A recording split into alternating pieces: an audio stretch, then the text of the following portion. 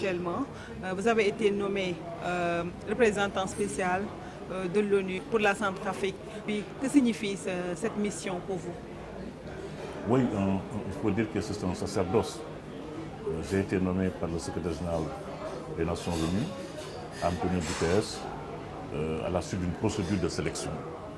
Il y avait beaucoup d'autres candidats et son choix s'est porté sur ma modeste personne pour le représenter en République centrafricaine et conduire la mission importante, multidimensionnelle intégrée qu'on appelle la MINUSCA pour un mandat d'1 an renouvelable et j'ai pris fonction depuis le 1er mars.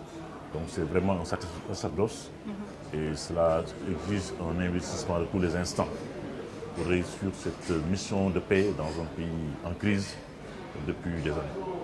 Et quand M. Antonio Guterres vous a annoncé la nouvelle, ce fut une surprise pour vous ou non? Surprise, oui, on peut le dire ainsi. Mais surtout, c'est une prise de conscience de l'exercice d'une mission tout à fait délicate, comme je l'ai dit, dans un pays en crise. Et la Centrafrique est depuis des années plongée dans une crise extrêmement complexe où vous avez l'essentiel du territoire national occupé par des groupes armés. Un pays qui vient d'avoir un accord de paix signé entre le gouvernement et les 14 groupes armés, un accord de paix qu'il faut absolument accompagner, et ce qui en rajoute également à la mission de la MINUSCA, à son mandat, un mandat défini par le Conseil de sécurité, par la résolution 2448, mandat sur lequel nous pourrions certainement revenir, que je vous donne davantage d'éléments sur la nature du mandat et tous les aspects du mandat de la MINUSCA. De 1993 à nos jours, la Centrafrique n'est pas stable. Sur le terrain, en quoi consiste votre mission? Oui, comme je le disais tout à l'heure, c'est un mandat fixé par le Conseil de sécurité des Nations Unies, qui demande à la MINUSCA de tout faire pour assurer la protection des populations civiles. Même s'il est vrai que la protection des populations civiles incombe d'abord et avant tout au gouvernement, parce qu'il appartient au gouvernement de protéger les populations. La protection des populations civiles, également d'appui à l'État, de protection également des institutions de l'État, de mener des bons offices politiques, de faire en sorte que l'assistance humanitaire qui est destinée aux populations qui en ont besoin puisse être faite dans des conditions de sécurité et de sûreté. Travailler également pour étendre l'autorité de l'État sur tout le territoire, parce que comme je l'ai dit tout à l'heure, l'État contrôle à peine, le gouvernement contrôle à peine le quart du territoire. Tout le reste du territoire est entre les mains des groupes armés. Donc travailler à l'extension de l'autorité de l'État sur tout le territoire, lutter contre l'impunité, assurer la promotion et la protection également des droits humains. Donc c'est un mandat qui est extrêmement vaste que nous essayons de mettre en œuvre dans un contexte également de pays tout à fait fragile, déchiré par une guerre qui a duré de nombreuses années. On sait que aussi la Centrafrique est frontalière avec beaucoup de pays, notamment le Tchad, le Cameroun, le Soudan du Sud, le Congo. Est-ce que la Centrafrique entretient de bonnes relations avec ses voisins?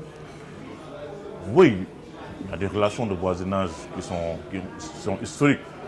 Il y a également un voisinage qui est très complexe, parfois qui influe sur la dynamique interne en Centrafrique. Vous l'avez dit, la Centrafrique a une frontière avec le Sud-Soudan.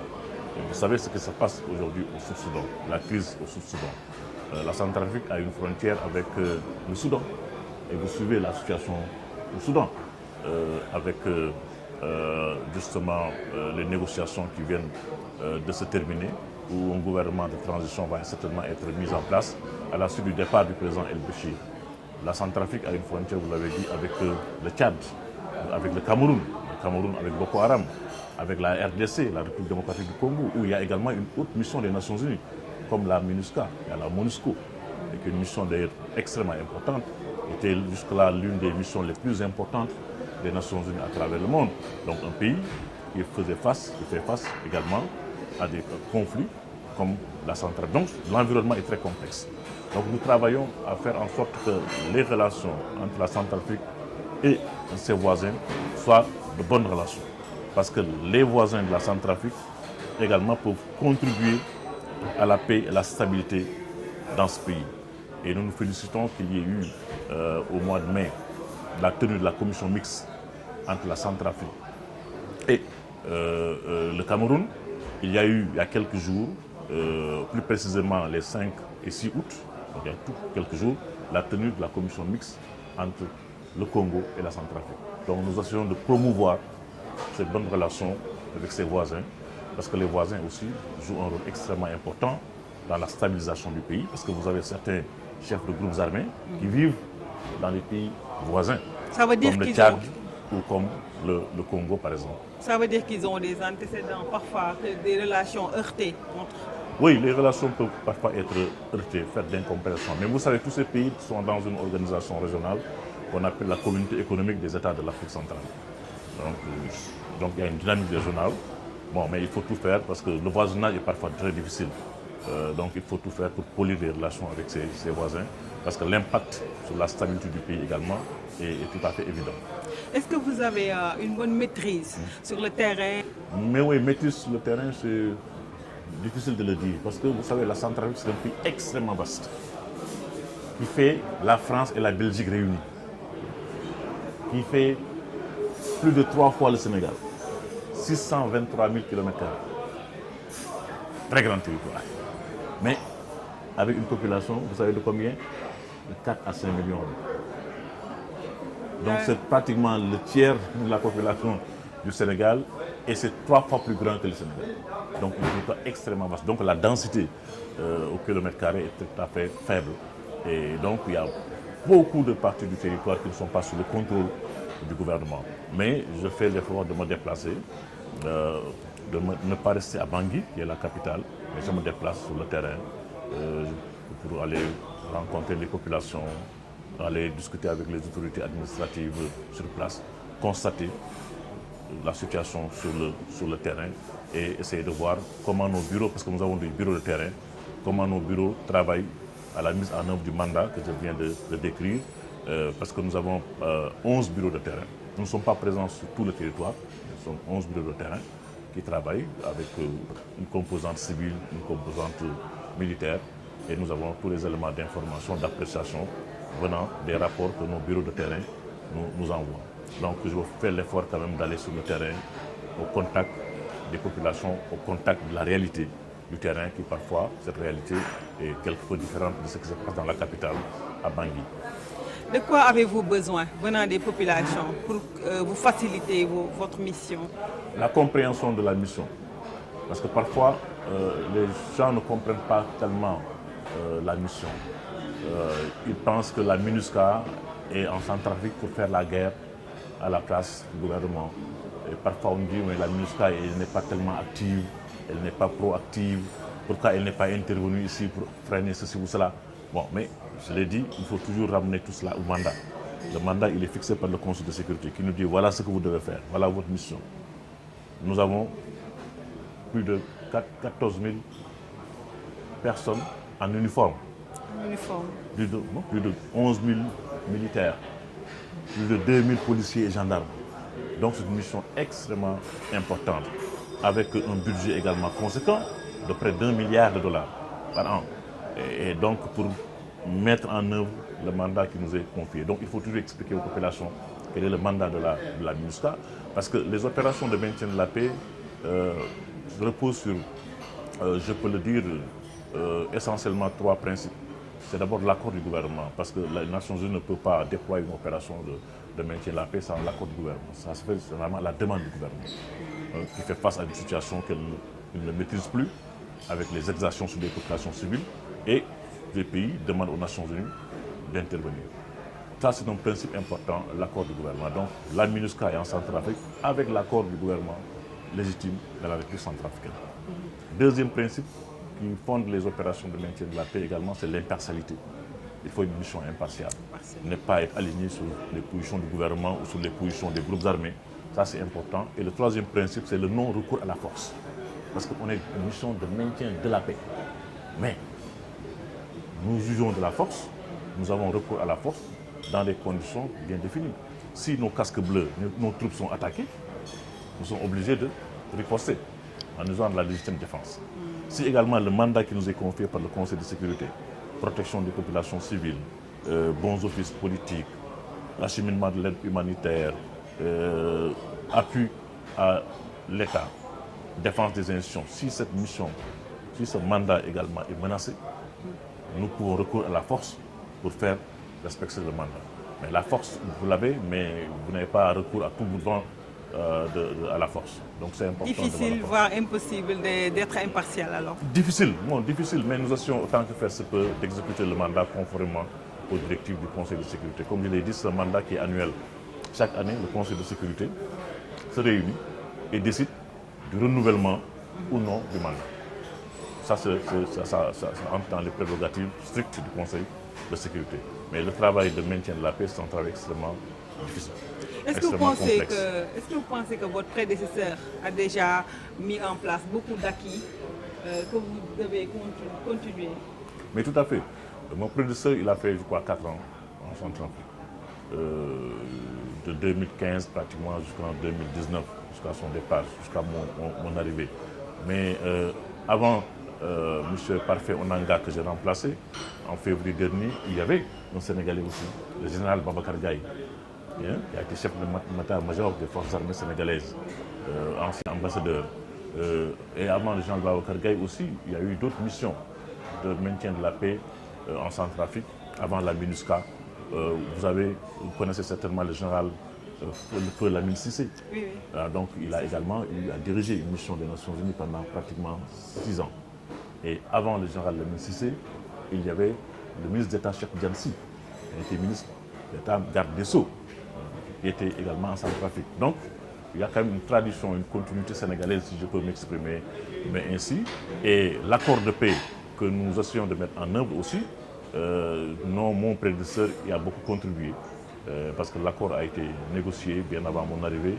L'accord a été signé également avant mon arrivée, le 1er mars, parce que l'accord de paix a été signé à Bangui le 6 février 2019 et moi j'ai pris fonction le 1er. Donc le terrain, je peux dire, avait été bien préparé, validé. Donc mon rôle, c'est de tout faire pour accompagner la mise en œuvre de l'accord en rapport avec l'Union africaine, avec la communauté économique des États de l'Afrique centrale et avec tous les facilitateurs également de l'accord et en étroite coordination avec naturellement les pays limitrophes dont on a parlé, qui jouent un rôle important aussi dans la mise en œuvre réussie de l'accord. La Centrafrique dispose de beaucoup de ressources naturelles, minières, gazières, de l'uranium, de l'or, du diamant, du pétrole. Et cela peut avoir un impact aussi sur la sécurité et la paix, s'il y en a. Tout à fait. Là, vous posez une question extrêmement importante. Vous êtes pratiquement au cœur du conflit. La question de la gestion des ressources naturelles. L'or, le diamant en particulier. Parce que, comme je l'ai dit, les groupes armés contrôlent à peu près les 4/5 du territoire centrafricain. Donc, ils exploitent de manière illégale l'or, ils exploitent de manière illégale le diamant qu'ils commercialisent, et ça leur fait des ressources extrêmement importantes qui leur permet de financer également la guerre, d'acheter des armes. Or, toutes ces recettes-là devaient aller dans les caisses de l'État, mais ces recettes vont dans les caisses des groupes armés. Donc, ces groupes ont intérêt à maintenir leur présence dans ces territoires-là, qui sont riches en or, riches en diamants, riches en d'autres ressources naturelles. Donc la question du contrôle par l'État des ressources naturelles du pays est une question fondamentale qui rend complexe le règlement de la crise. Parce que les intérêts économiques, les enjeux économiques sont extrêmement importants pour les groupes armés. Et une fois en Centrafrique aussi, aujourd'hui, êtes-vous confiant de pouvoir relever tous les défis de toute façon qui se présenteront devant vous?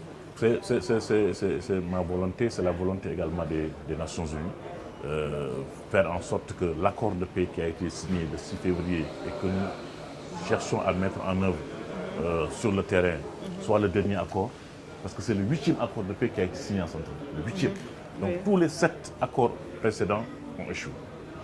Et donc notre travail, c'est de faire en sorte que ce 8e accord soit le dernier et qu'il réussisse. Et nous avons bon espoir. Parce qu'aujourd'hui, on a un gouvernement inclusif, où vous avez les représentants des groupes armés qui siègent au gouvernement. On a mis en place également les comités de suivi de l'accord, au niveau national comme au niveau des préfectures. Et ces comités fonctionnent. On a lancé une campagne nationale pour mettre en place une commission vérité, justice, réconciliation et réparation qui va être mise en place très bientôt. On est en interaction avec les groupes armés. Oui, il y a des violations de l'accord sur le terrain que nous constatons au quotidien, n'est-ce pas? Mais nous travaillons à les réduire au minimum par le dialogue avec les groupes armés, mais également par toutes les pressions nécessaires pour que les signataires de l'accord respectent leur engagement, respectent leur signature.